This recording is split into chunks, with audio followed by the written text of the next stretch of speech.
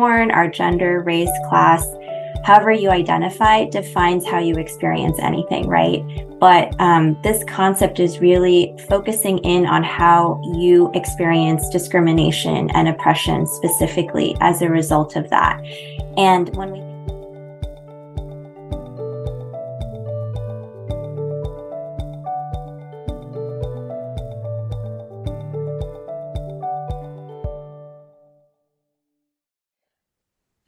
Hi everyone, welcome to the Actionable ESG Talk series brought to you by AKFI Actionable Knowledge Foundational Institute, the world's first nonprofit industry consortium committed to bridging the gap between ESG, sustainability, and digital transformation. My name is Isabella. I am the co-host here with Manuel, another co-host, and our special guest today, B. How are you, B? Thanks for coming. I'm doing well. Thanks for having me. And thanks to this talk series, we get to bring together great minds to together discuss the current state and the future state of ESG, sustainability, and digital transformation. B believes in intersectionality as the starting point to spur social progress in an inclusive, accelerated, and meaningful manner. For nearly 15 years, she's led decarbonization programs for some of the biggest players from the energy industry, Fortune 50 companies, public institutions, whether it's renewable energy infrastructure or nature-based solution. B advances social impact through her climate action work. Thank you, B, for taking the time joining us today. Let's get the conversation started. What are your thoughts on the current ESG trends in general and how they impact businesses? That's a great question to kick us off. I know for folks who aren't familiar with ESG, they're probably seeing a lot of headlines about it. It's unfortunately become a very politicized topic in the newsreel, and I think it's easy to misunderstand or feel like it's something that it's not. And so I think in terms of just level setting, right, environmental social governance as a framework to think about how we grow our businesses, not just for shareholders, but stakeholders. So our consumers, our supply chain players, our communities, nature as one of those stakeholders, and so on and so forth. And so in terms of trends, ESG is really at a major turning point. I think that, setting the politicization aside, we know there have been thousands of studies that prove the business case. Companies with strong ESG have better financial performance and have better performance on these other dimensions in terms of their environmental footprint and the social impact that they can positively bring to the communities they operate in. The turning point I think we're seeing is that there's a lot more regulation very recently passed in the US Senate Bill 253 in California. There are federal level SEC climate disclosures, and then in the EU as well, the EU Green Deal and the Corporate Reporting Sustainability Directive, all essentially saying that companies of a certain size, usually medium to large companies, are required to share their impacts on the environment and their social impacts. And so this sets a precedent for understanding what is material to a company's financial performance in terms of climate risk, their greenhouse gas emissions, but also in certain cases, what we call double materiality. What are the material risks that climate poses to their bottom line?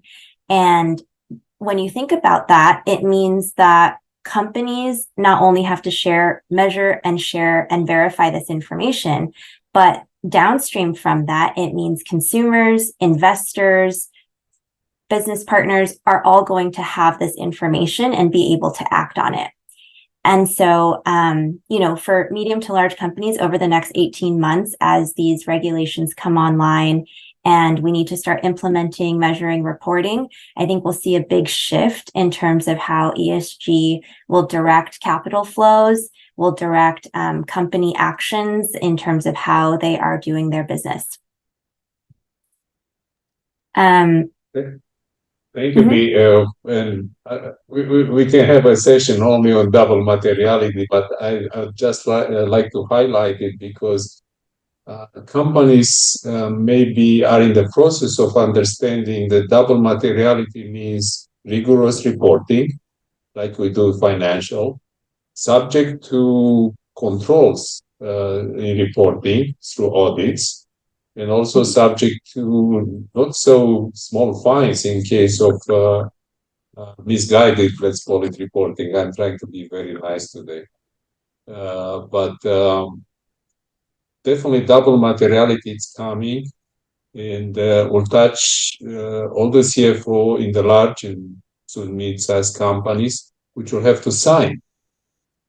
And I'm sure that a lot of CFOs will have to think twice before reporting if they are not putting their ducks in line in ESG reporting. So to highlight what you said, it's moving from a political discourse to factual report. So thank you for that. And really, as I said, this is a big topic in itself. Wanted to bring forward maybe a question about intersectional. Let me start again. Intersectionality. It's a long word for me, and it's a new word. Could you explain to us a little bit more what it is and what role it's playing in social progress? Absolutely. Kimberly Crenshaw really popularized this concept around intersectionality. And I think it's important to, as you know, Isabella mentioned, I use it as a starting point in the work that I do, because at the crux of it, essentially, our identities, where we're born, our gender, race, class, however you identify, defines how you experience anything, right? But this concept is really focusing in on how you experience discrimination and oppression specifically as a result of that. And when we think about the context of climate change, not everybody is experiencing extreme weather and the effects of climate change in the same way also. And so when we think about climate action, when we think about sustainability programs, when we think about global north versus global south, we also have to consider intersectionality to understand how we implement solutions, who we're designing for, how we are implementing them, and how to do it in a way that tackles the injustice at the crux of this issue. The injustice comes from the fact that those who are suffering first and worst the effects of climate change, largely BIPOC populations, island communities, global south communities, are actually and have actually contributed the least to the problem, right? Industrialized nations in the global north have and continue on a per GDP basis emit the most and have the biggest carbon footprints. Yet we are not experiencing those effects in the same way or at the same rate that those other communities are. So I like to keep that really central to the work that I do, to remember, who are we solving for? How do we co-create, bring them to the table, and ensure that we are sequencing solutions in the right way? I know that Isabella is also in that area. Maybe Isabella, you have something to add, because I know you're very, very much socially oriented toward sustainability and co-creation. Yeah, social impact, and I think it's a very big word because it includes overall, it means in a sustainable world, but it means everything in a society. It could be education, weather, also the finance, and also our health. So I'm more on the side of overall health and culture perspective versus climate. But I think on the core, we're on the same level to target a sustainable manner where everyone can really think about what we're doing right now. Is it beneficial for the coming generation and even our current generation. So I'll definitely elaborate more. I'm sure we'll get on some of those topics while we're talking on this conversation. Thank you, Isabella. Thank you, P. And you're absolutely right. There is even another angle. Is actually if you look 50 years from now, it looks like the population balance will change also across the world. These industrial countries are fighting with very low birth rates, some of them under the maintenance of the population at the current level. And these are big nations. So in Europe, in the US, in Asia, they're all fighting this area of population growth and depopulation through aging in developed countries. So sustainability, it's important also in the very long trend. I wanted to, still looking at your career and your contributions. I have sort of another area I wanted to touch on, and you described a journey from decarbonization to ESG and how to move from decarbonization to nature-based solutions. Maybe we start with sort of a question: what is decarbonization, and what role does it play in sustainability? Yeah, great question. Decarbonization and, in general, I think the climate sustainability space has so much jargon. So I'm glad we're just breaking it down to simple speak, because at the end of the day, we need everybody to understand what the goals are. Decarbonization is really trying to minimize the footprint that a business has in terms of its greenhouse gas emissions. Largely, that's carbon. And you look throughout what we call 3 different scopes. The first scope 1 is direct emissions as a result of your company's assets. And so that could be your factories, your facilities, your office footprint. The second scope, or scope 2, is indirect emissions. Usually, what are you paying a utility for to keep your data center running or keep the lights on in your offices?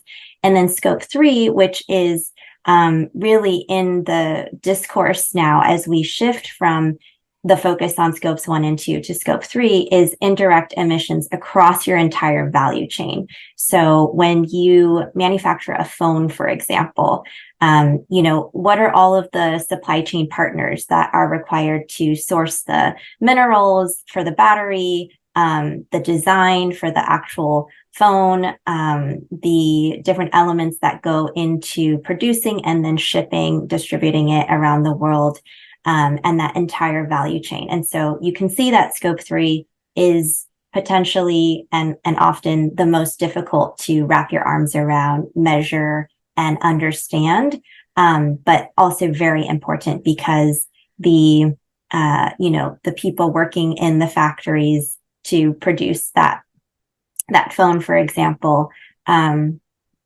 need to be part of the equation as well.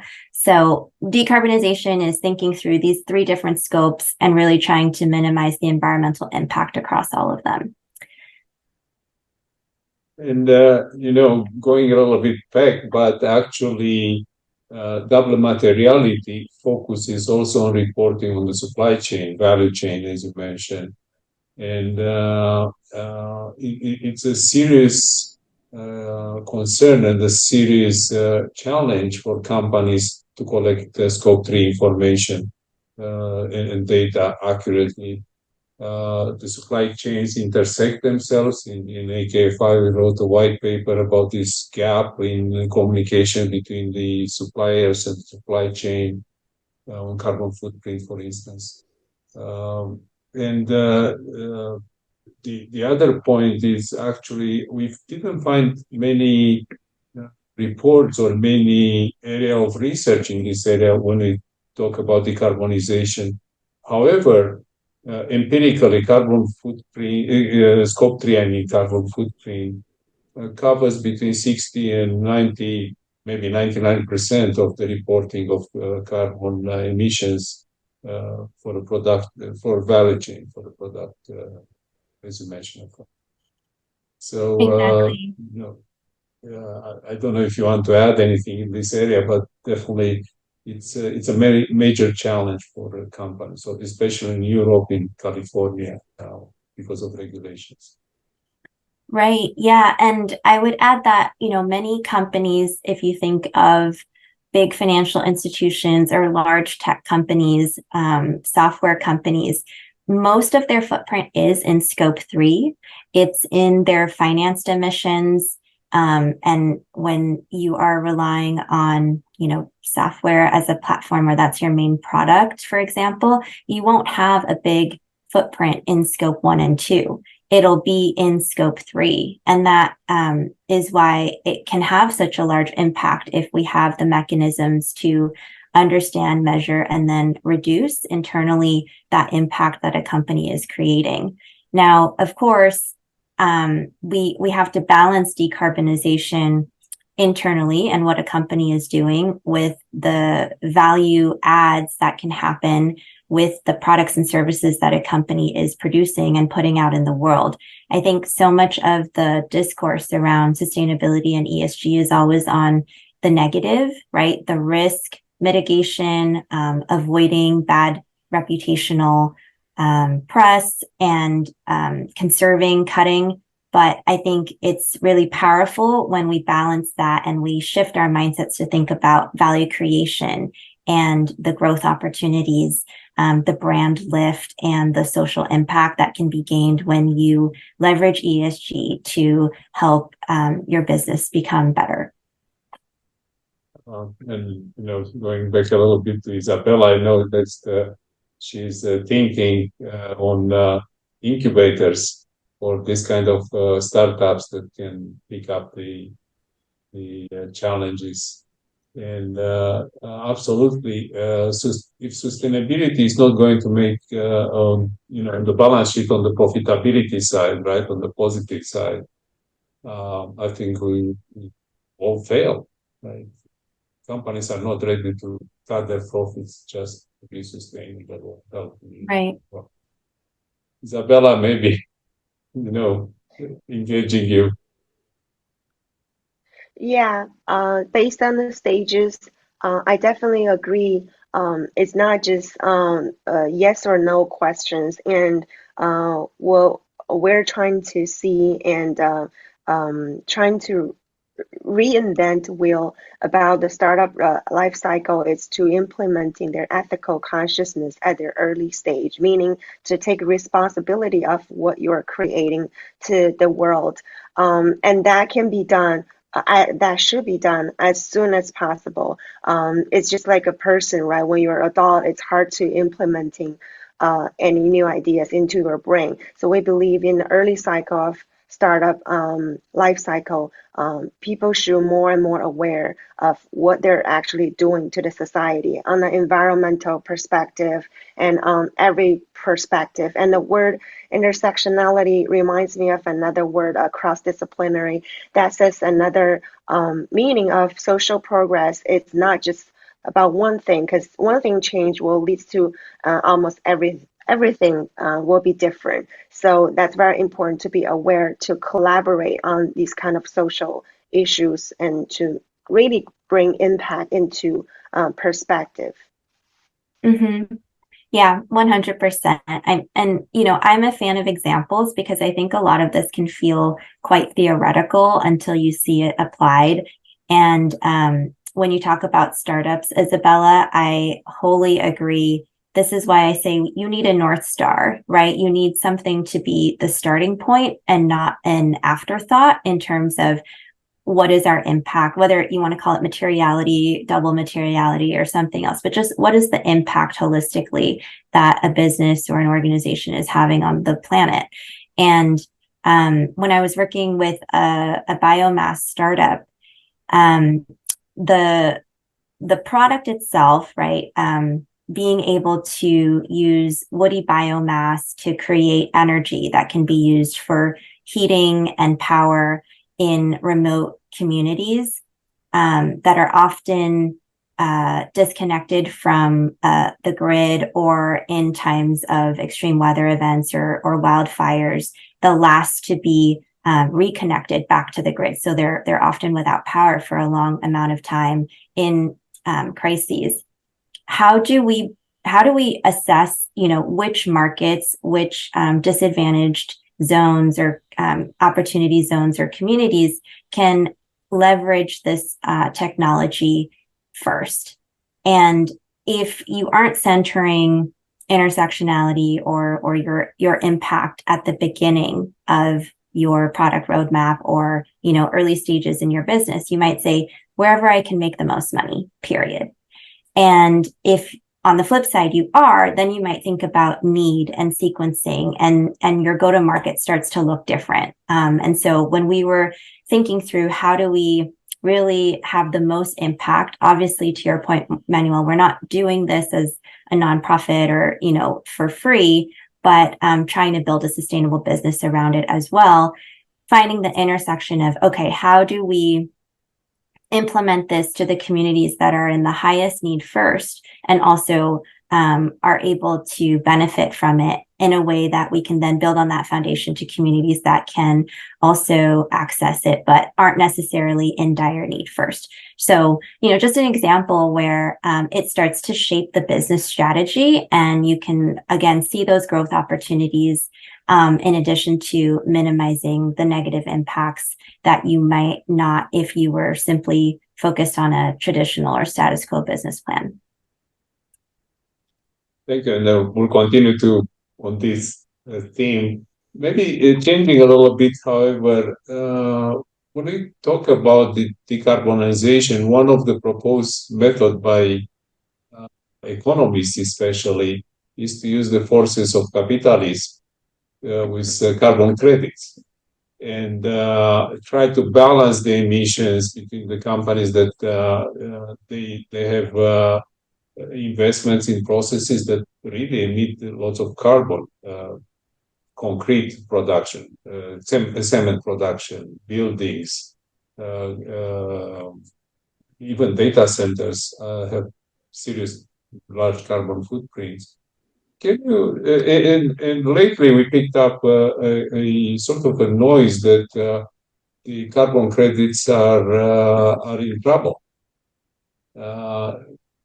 What can you tell us? What's going on?